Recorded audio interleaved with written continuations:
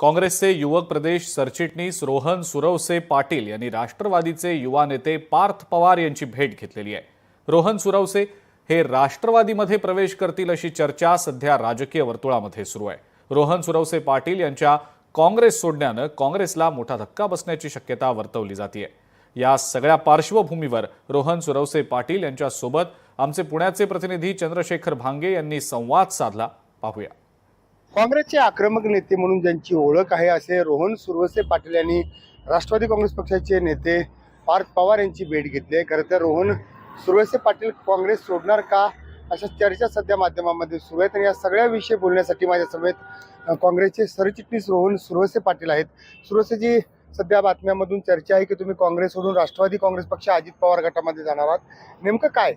नाही, मी पार्थ पवारांची भेट घेतली, पण माझी राजकीय भेट कुठलीही नव्हती। मी सदिच्छा भेट घेतली होती आणि असा तर अजूनपर्यंत काही निर्णय नाही। मी कालपासून माध्यमांच्या माध्यमातून, प्रिंट मीडिया, इलेक्ट्रॉनिक मीडियाच्या माध्यमातून बातम्या बघतोय, पण असा कुठलाही माझा निर्णय अजून तरी नाहीये। पुढे जे काय निर्णय घ्यायचा ते माझ्या सहकार्य आणि कार्यकर्त्यांना विश्वासात घेऊनच मी निर्णय घेणार आहे। परंतु पार्थ पवारांची भेट ही माझी राजकीय नव्हती, माझ्या कामाच्या निमित्ताने सदिच्छा भेट घेतली होती।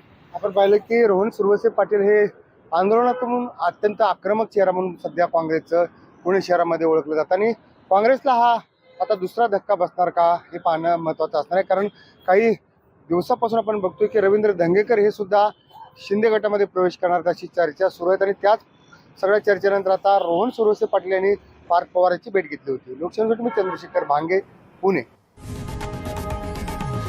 लोकशाही मराठी ऐका, पहा, जागरूक रहा।